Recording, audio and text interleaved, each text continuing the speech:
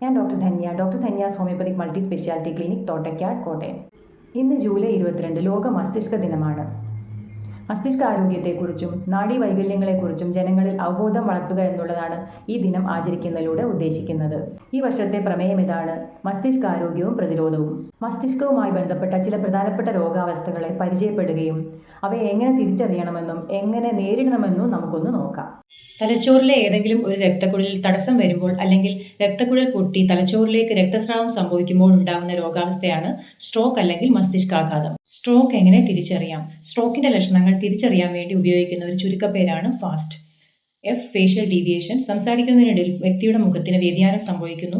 ചുണ്ടുകൾക്ക് ഒരു വശത്തേക്ക് കോട്ടം സംഭവിക്കുന്നു. A arms. കൈ ഉയർത്തുമ്പോൾ ബലഹീനത കാരണം ഒരു കൈ താഴ്ന്നത് കാണാം. ഏതു വശത്തെ രക്തക്കുഴലിനാണോ ബ്ലോക്ക് വന്നിരിക്കുന്നത് അതിന്റെ എതിർവശത്തെ കൈയിലേക്കോ കാലിലേക്കോ ആവും തളർച്ച വരുന്നത്. S slurring of speech. സംസാരിക്കുന്നതിനിടയിൽ നാക്ക് കുഴഞ്ഞു പോവുക. T time. മസ്തിഷ്കാഘാതത്തിന്റെ പ്രത്യേകത എന്താണെന്ന് വെച്ചാൽ അതിന്റെ ലക്ഷണങ്ങൾ വളരെ പെട്ടെന്നാവും കാണപ്പെടുക. മേൽപ്പറഞ്ഞ 3 ലക്ഷണങ്ങളും കണ്ടാൽ അത് സ്ട്രോക്ക് ആണെന്ന് നമുക്ക് സംശയിക്കാം. രോഗിയെ എത്രയും പെട്ടെന്ന് എല്ലാ സജ്ജീകരണങ്ങളും ഉള്ള ഒരു ആശുപത്രിയിലേക്ക് എത്തിക്കേണ്ടതാണ്. മറ്റൊരു പ്രധാനപ്പെട്ട അവസ്ഥയാണ് തലച്ചോറിലെ രക്തസ്രാവം. കാരണങ്ങൾ: ഉയർന്ന രക്തസമ്മർദ്ദം, അന്യൂറിസം അല്ലെങ്കിൽ തലച്ചോറിലെ രക്തക്കൊള്ളുകളിൽ ചെറിയ കുമിളകൾ പോലെ വരികയും പെട്ടെന്ന് പൊട്ടുകയും ചെയ്യുന്ന അവസ്ഥ.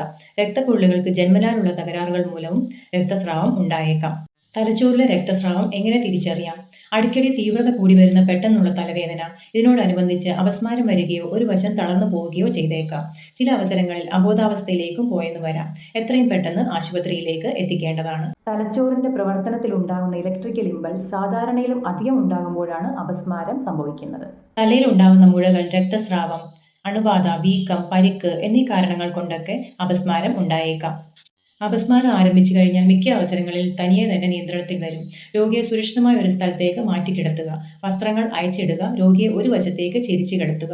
പല്ലുകൾ കൂട്ടിക്കടിച്ച് നാവിനും ചുണ്ടുകൾക്കും പരിക്കേൽക്കാതിരിക്കാൻ മേൽത്താടിയിലെയും കീഴ്ത്താടിയിലെയും പല്ലുകൾക്കിടയിൽ ഒരു തുണി മടക്കി വയ്ക്കുക. വായിൽ വെള്ളമോ മരുന്നുകളോ കൊടുക്കുക. കയ്യിൽ താക്കോൽ കൊടുക്കുക എന്നിവ ഒഴിവാക്കുക. തലച്ചോറിനെ കവർ ചെയ്യുന്ന മെനിഞ്ചസ് എന്ന ഒരു ആവരണത്തിന്റെ ഇൻഫെക്ഷൻ മൂലമാണ് മെനിഞ്ചൈറ്റിസ് ഉണ്ടാകുന്നത്. ശക്തമായ പനി, തലവേദന, കഴുത്തിന് സ്റ്റിഫ്നെസ് എന്നിവയൊക്കെയാണ് ഇതിന്റെ ലക്ഷണങ്ങൾ. തക്ക സമയത്തുള്ള ചികിത്സ വളരെ അത്യാവശ്യമായ ഒരു രോഗാവസ്ഥയാണ് മെനിഞ്ചൈറ്റിസ്. തലച്ചോറിനുള്ളിലെ അസാധാരണ കോശവളർച്ച മൂലമാണ് ട്യൂമറുകൾ ഉണ്ടാകുന്നത്. ഇതിൻ്റെ വലിപ്പം, സ്ഥിതി ചെയ്യുന്ന ഭാഗം അതനുസരിച്ച് ലക്ഷണങ്ങളും വ്യത്യസ്തപ്പെടാം.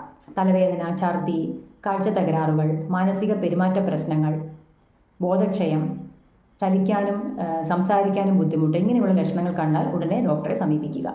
അപകടങ്ങൾ മൂലമുണ്ടാകുന്ന ഹെഡ് ഇഞ്ചുറി അല്ലെങ്കിൽ നട്ടെല്ലിൻ്റെ പരിക്കുകൾ പ്രത്യേക ശ്രദ്ധ നൽകേണ്ട ഒരു വിഭാഗമാണ്. അമിതമായി രക്തസ്രാവം ഉണ്ടെങ്കിൽ ആ ഭാഗത്ത് 2 മുതൽ 3 മിനിറ്റ് വരെ മർദ്ദം കൊടുക്കുക.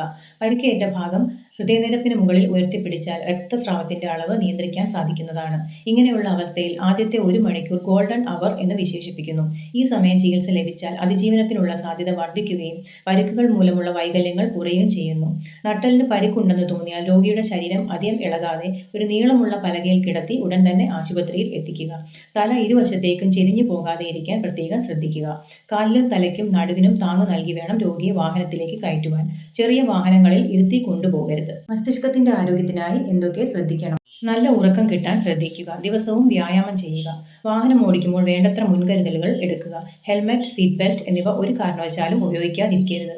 രക്തസമ്മർദ്ദം, പ്രമേഹം എന്നിവയൊക്കെ വേണ്ടവിധം ചികിത്സിക്കുക. വിഷാദം, ഉത്കണ്ഠ എന്നിങ്ങനെയുള്ള പ്രശ്നങ്ങൾക്ക് വൈദ്യസഹായം തേടുക.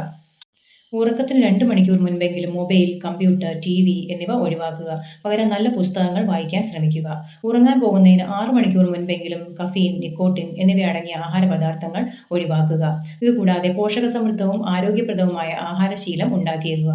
ധാരാളം ശുദ്ധജലവും കുടിക്കുക.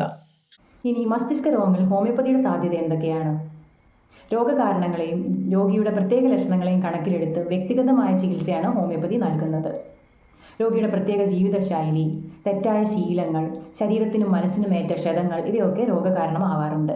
രോഗം ആദ്യഘട്ടത്തിൽ തന്നെ കണ്ടുപിടിച്ച് ചികിത്സ തുടങ്ങിയാൽ ചികിത്സ കൂടുതൽ ഫലപ്രദമാവും. ഉദാഹരണത്തിന്, രോഗിയുടെ ബ്രെയിൻ MRI റിപ്പോർട്ടിൽ രക്തയോട്ടം കുറഞ്ഞ ഭാഗങ്ങൾ കണ്ടുപിടിക്കപ്പെട്ടാൽ ഹോമിയോപ്പതി ചികിത്സ കൊണ്ട് രക്തയോട്ടം വർദ്ധിപ്പിക്കുവാനും ഭാവിയിൽ വൈകല്യങ്ങൾ അല്ലെങ്കിൽ സ്ട്രോക്ക് ഒഴിവാക്കാനും സാധിക്കും.